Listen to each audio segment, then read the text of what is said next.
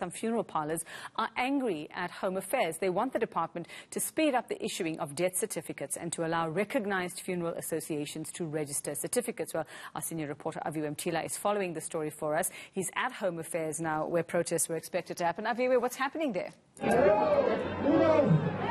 Well, Aviwe, tensions are brewing outside the offices of Home Affairs headquarters in Pretoria. In fact, there was a scuffle a moment ago just around those people. There are police over there and the funeral parlour industry. In fact, the unification of the task team in the industry wants to forcefully make its way inside. There have been demands tabled that they want to pose inside, but the police are making a line, blocking off the entrance, and in fact, there's been a scuffle with some getting some tear gas. I'm joined by Muzi Sangwa now, one of the people that I understand was involved in that earlier scuffle.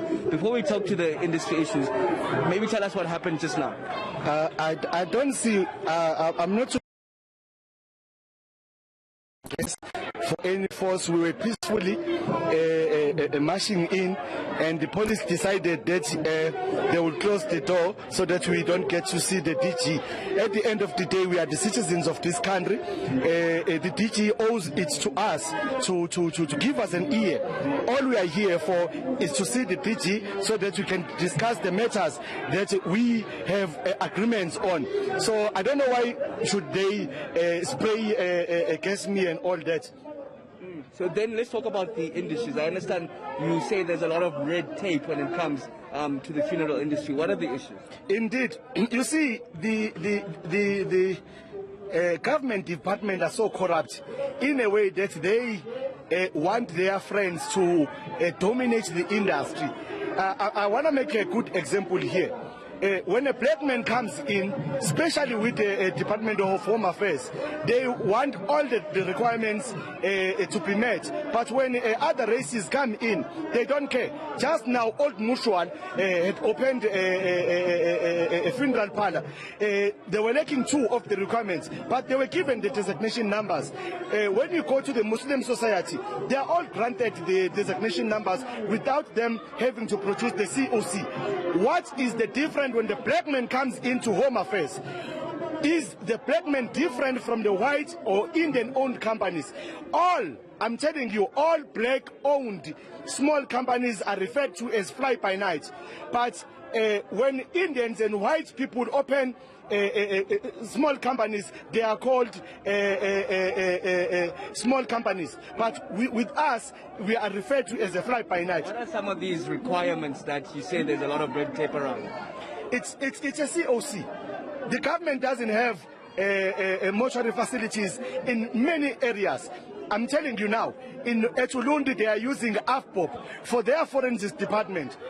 You know, the government allows itself to outsource the mortuary facility, but when it comes to funeral undertakers, they are not allowed to outsource mortuaries.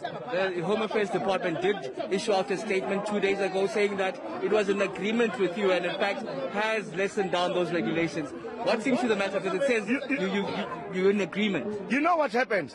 We were here. We spoke and we had an agreement. We had an agreement with the Department of Home Affairs. Instead of issuing a circular that speaks to the agreements, they go back and they said they've consulted with other departments. This is why they've changed what we were supposed to be granted. We don't want anything temporal. We want everyone to be granted a right to register death certificate as long as they've written and passed the exam. Thank you very much, Muzi Sangwa, from the unification task team of the funeral industry. He himself just got tear gas moments ago. It seems like they're wanting to move inside now. I'm not sure how that's going to happen. As you can see, there are policemen that are blocking the entrance of the Pretoria head offices of Home Affairs. It's an ongoing situation. They want to meet the DDG inside to table their demand, saying that the industry is ill-treating the black small businesses within the industry that want to make it. There are red tapes, in fact, that talk to not allowing them to get those death certificates if they don't have mortuaries. But it's a situation that will monitor Aviwe as it happens. right. Well, Aviwe, if you can still hear me, I mean, Home Affairs was aware that this protest was going to happen. Has anyone even attempted to address those who are picketing outside or demonstrating outside this morning? Not as yet, Yuveka, not from what we've seen today. They arrived some 15 minutes ago at the headquarters of Home Affairs in Pretoria, and they're trying to make their way inside. Hence, we saw earlier on there was tear gas that was thrown to some of them. Even Muzi Thegwa that we just spoke to is trying to get rid of that tear gas with some water. In fact, in speaking to Muzi last night, he did say that they were going into a meeting after Home Affairs had contacted them and threatened court action if they were to proceed with today's protest. You understand, I just posed a question to Muzi around a media communique that was sent out by the Department of Home Affairs 2 days ago, saying that they were in agreement with the UTT and in fact they were easing those regulations. But you hear from Muzi that that has since changed. They're now forging ahead with the protest, and in fact they want not the regulations not to be limited for a period of time, but permanently ease the red tape around doing business for the small businesses, especially the black funeral parlours. And very interesting that coming from that side, because earlier we spoke to FIRA, that's the Funeral Industry Reformed Association, Johan Rousseau, telling us they believe that politics is at play here. So it seems to be that within the industry itself, saying that, you know, that maybe it is that black-owned parlours might be favoured. And here we're hearing from this side that it seems that they are feel that they are the ones being hard done by. So it seems the industry itself is not quite organized within itself, then, Aviwe, and there are different views that exist there.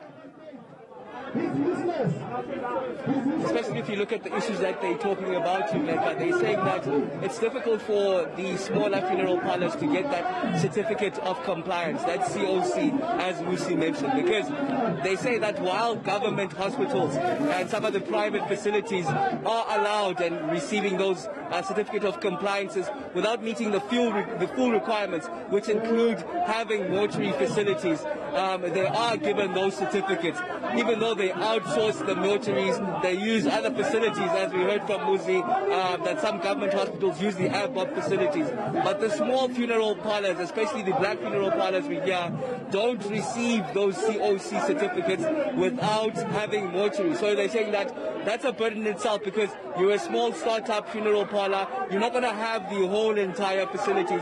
But in the years as they go along, you will get those mortuaries, for example. But in the meantime, they're asking that they be given those certificates, they can outsource funeral parlours, mortuaries, I beg your pardon, just as some of the government hospitals are doing. So those are the bones of contention, especially around the issuing of the death certificates, Yuveka. We also have to wonder, what is the impact? I mean, we're seeing COVID deaths that are rising at the moment, Aviwe. What is the impact on the actual people who need these services right now at a very desperate time?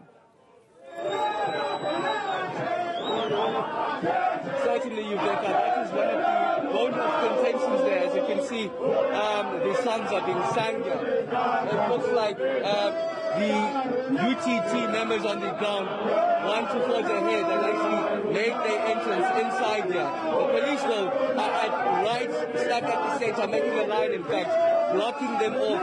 And as they face off, you can see the police are peaceful at this moment, but earlier on we saw tear gas. And in fact, we're battling to hear you. We actually can't hear you, Aviwe. I think we will leave it there for now. We'll sort of just let you get the different views, ideas, see what's happening there at the moment. We're battling to hear Aviwe Mtila in the middle of that entire protest there.